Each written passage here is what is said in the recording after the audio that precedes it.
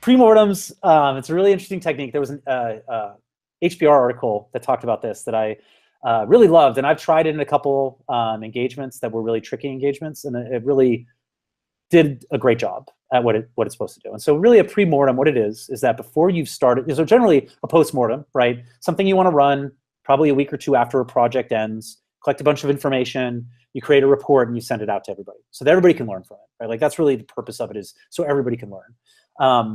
A pre-mortem is where you try to understand how the project will fail ahead of time. And so the reason why this is related to black hatting is that we really want, this is like creating an exercise by which creative thinking in the most negative way possible is rewarded. And so the way that we've run these is that we will have a group of people, and we've done this both virtually, via Google Hangouts, and we have a tool called .voter app, which is like a way to do voting on stickies, but on a website. So you could do it remotely. But you could do this in person too, where everybody's writing on stickies, right?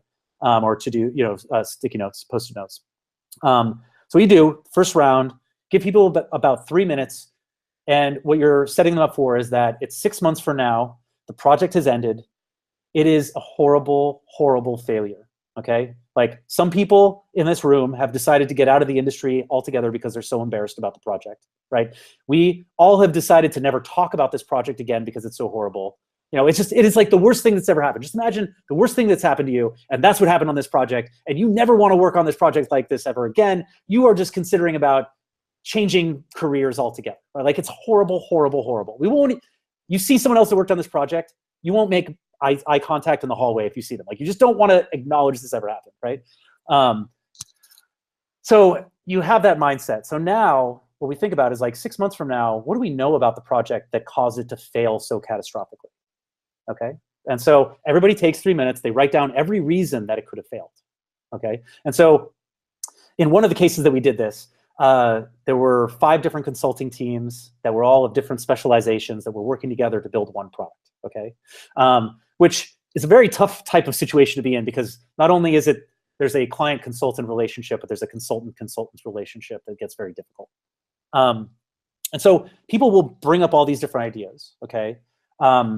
We take a couple minutes to present all the ideas, all right? We do what's called like affinitize and dedupe. So if 2 ideas are pretty much the same idea, we'll delete one of them in the virtual board, or we'll like throw away the sticky.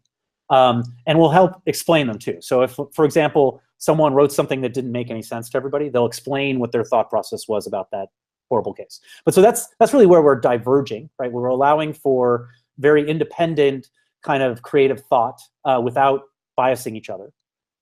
This is also, when we talk about the chaotic realm of the Cynefin framework, that's exactly what the chaotic realm is. It's like it's every person for themselves. And that's why ideation is so interesting at that time.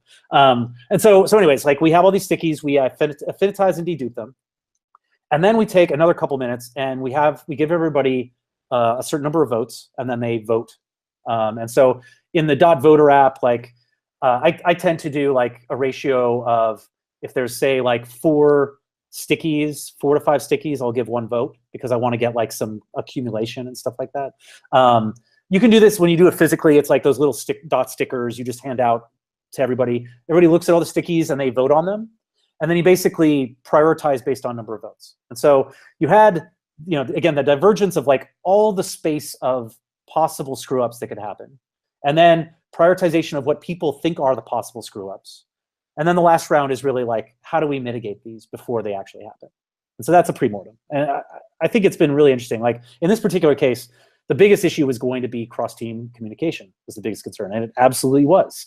And as much as we tried, there were a lot of things we tried to do. It still wasn't amazing, but I think it was better than if we had just gone into it and just said everything was going to be fine. So that's a good example of a pre-mortem. I think it's a really interesting technique. Anytime you're starting a project, I think it's a great idea.